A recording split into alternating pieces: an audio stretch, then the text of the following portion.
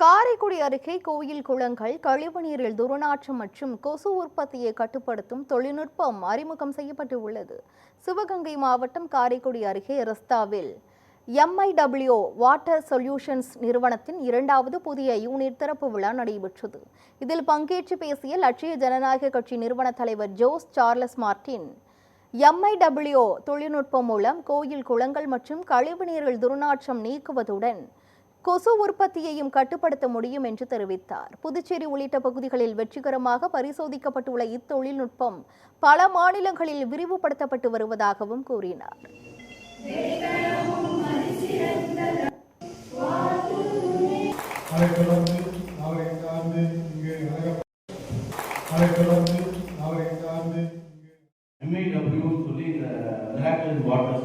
இதை ஃபர்ஸ்ட் நான் பார்த்தோன்னே ரொம்ப இம்ப்ரெசிவாக இருந்துச்சு. ஏன்னா நம்ம ஊரில் வந்து நீர் நிலங்கள் அவ்வளோ இருக்கு. ஆனால் அந்த நீரை வந்து நம்ம தெய்வமாக மதிக்கக்கூடிய மண்ணிலேருந்து வந்திருக்கோம்.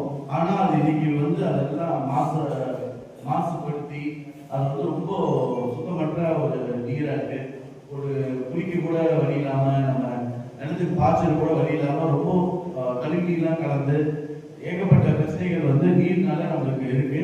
அதுக்கு வந்து இது ஒரு பெரிய சொல்யூஷனா வந்து சொல்லும்போது உண்மையாக வியப்பா இருந்துச்சு. இது என்னோட பொண்ணு பேர் திராட்சா சொல்லி லண்டன் பார்லிமெண்ட்ல வந்து இந்த ப்ராஜெக்டை அவங்களோட சேர்ந்து லான்ச் பண்ணிட்டோம். சொல்லி அன்னைக்கு இது இவ்வளவு தூரம் வளரும்னு எதிர்பார்க்கல.